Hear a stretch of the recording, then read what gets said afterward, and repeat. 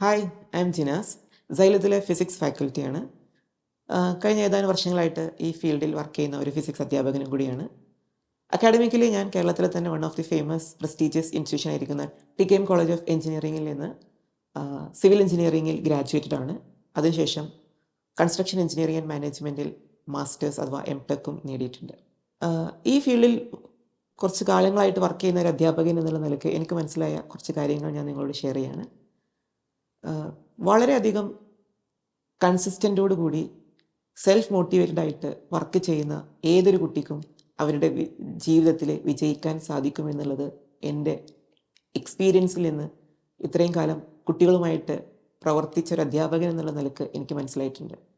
തുടക്കകാലത്ത്, അതായത് +1 +2 കാലഘട്ടത്തിൽ നമ്മുടെ അടുത്തേക്ക് വരുന്ന കുട്ടികൾ, അവരോട് സംവദിക്കുമ്പോൾ അവരുടെ കാര്യങ്ങൾ കേൾക്കുമ്പോൾ നമുക്ക് മനസ്സിലാവും അവരേത് ലെവലിൽ നിന്നായിരുന്നു വരുന്നത്.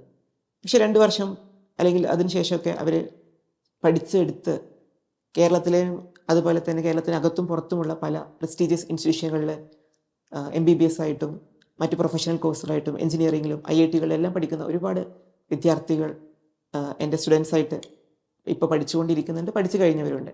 അപ്പോൾ ഇവരെല്ലാം വരുന്ന സമയത്ത് വളരെ ബേസിക് ലെവലുകളിൽ ഉണ്ടായിരുന്ന കുട്ടികളാണ്.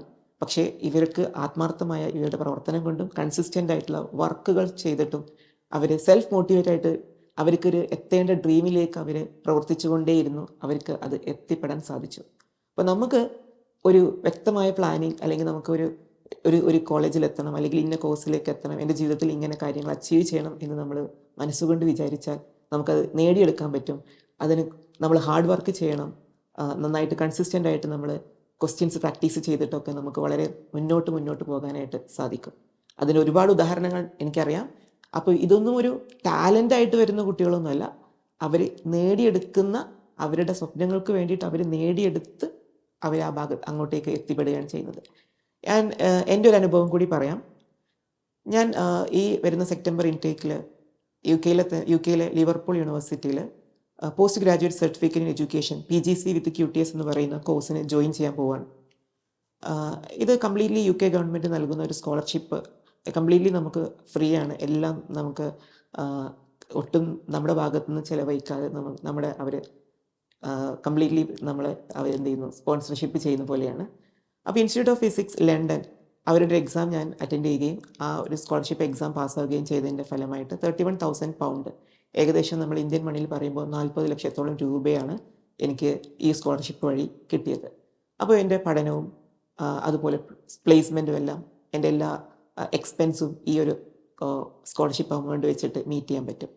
അപ്പോൾ ഞാൻ 2025 ഇത് അപ്ലൈ ചെയ്തിട്ടുണ്ടായിരുന്നു. ആ സമയത്ത് ഞാൻ റിജക്റ്റ് ചെയ്തു. കാരണം വളരെ ലേറ്റായിട്ടാണ് ഈ കാര്യം അറിഞ്ഞത്. അപ്പോൾ എനിക്ക് ഒട്ടും പ്രിപ്പയർ ചെയ്യാനൊന്നും സമയം കിട്ടിയില്ല. ഇതിനെക്കുറിച്ച് ഡീറ്റെയിൽ ആയിട്ട് സ്റ്റഡി നടത്താൻ പറ്റിയില്ല.